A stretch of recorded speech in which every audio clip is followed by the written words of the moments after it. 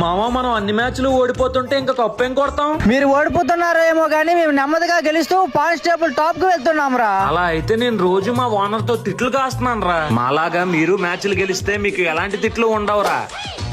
మేము గెలుపుకి అలవాటు పడిపోయాం. ఏ సిచ్యువేషన్ లో ఉన్నా విన్ అవ్వడానికే చూస్తాం. ఏరా ఆర్సీబీ 18 years తర్వాత ఫ్రెష్ గా కప్పు కొట్టు, పార్టీ ఏం లేదా? అలా అయితే మీ దగ్గర 5 కప్పులు ఉన్నాయి, మీరెన్ని పార్టీలు ఇవ్వాలి? మీరు ఫస్ట్ టైం కప్పు కొట్టి హిస్టరీ క్రియేట్ చేశారు, పార్టీ ఉండాలి కదా. మీరందరూ ఈ సలా కప్పు నమ్మదే అంటే పార్టీ ఇస్తా. ఈ సాలా కప్పు లాలీపాప్.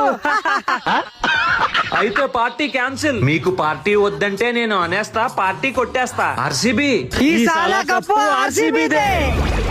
ఎంతకి తెగించారా? సరే పార్టీ ఇస్తా, పదండి.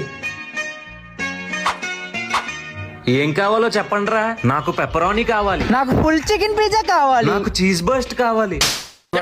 అన్ని చెప్పండి. మెనూ చూసి మా అందరి రిక్వైర్మెంట్స్ మ్యాచ్ అయ్యేలా big big cheese burst pizza order చేశా.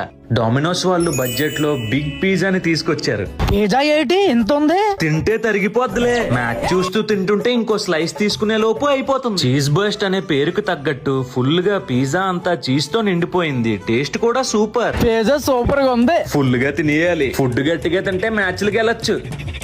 మ్యాచ్ అయిపోయింది కానీ మన big big cheese burst pizza మీద క్రేజ్ మాత్రం అయిపోలేదు. పిజ్జా చాలా టేస్టీగా ఉందిరా. కానీ ఎంత పెద్ద పిజ్జా మొత్తం తిరగలమో లేదో తెలియట్లేదు రా. ఈ పిజ్జాని మీరు ఫుల్ గా తినకపోతే ఇంటికి వెళ్ళర్రా.